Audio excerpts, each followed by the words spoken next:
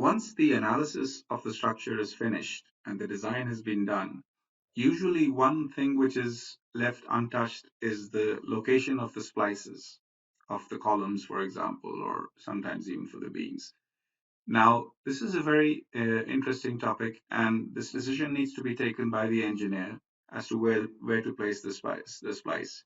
Now, one obvious restriction is that these steel elements, steel profiles are sold at standard lengths in the market, say about 12 meters. So obviously, if you have a column which is, say, 15 meters, you will have to have a splice in there somewhere. But the length is not the only criteria. Other criteria could be the location of the maximum moment in the column. For example, you might want to avoid that area to place a splice in. So for that reason, you might use a shorter column or extend it beyond a certain limit. There could be other reasons as well, which could be things like the column might be so heavy. So this is not a very heavy column that you're seeing on the screen, but I've worked on projects in which the story height was about 20 meters. This is not a normal building, this is an industrial building. And within that single story, we had 3 splices.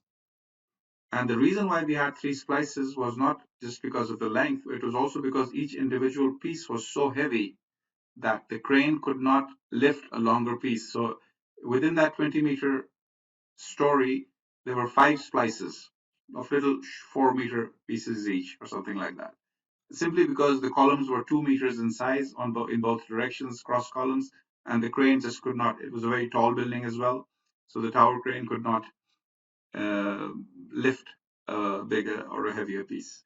So this is a decision which the engineer will need to take with every building. And obviously, when you're doing the analysis, you're entering elements as one piece. But once the detailing starts, then you need to decide on where to have your splice. Now, in Comosys, you can create splices extremely easily. Even after the analysis has been done, you don't need to decide on the exact splice points during the analysis. You can enter it as one single long column. But once you're done with the analysis and design, in the edit menu, under the edit frame command, you have your break frame and join frame commands over here. So let's try the break frame first. All you need to do is select any piece. It could be a column, it could be a beam. And then you basically tell it a point, give a point. So let me just hover over this point over here, say enter, and say DZ 500. When I do that, immediately a splice is created at that point, and the originally single column is now divided into 2 parts. So this is a very easy way of dividing a column from any point which you want. Obviously, the reverse action is also available. So you go to the edit frames command again, and now you have join frames. So you can simply select this one and the one on top of that. And the moment you do that, they'll be joined into a single ID. But the whole point is that during the analysis and design, you don't necessarily have to, although you can, and some engineers prefer to do it like that.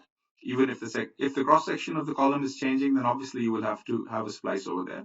But a lot of times the cross section is not changing and it goes the same all along the building. But even then, for other reasons which I just mentioned, you need to have the splices. And these 2 commands allow you to very easily create splice points or join them later if you want to change your mind.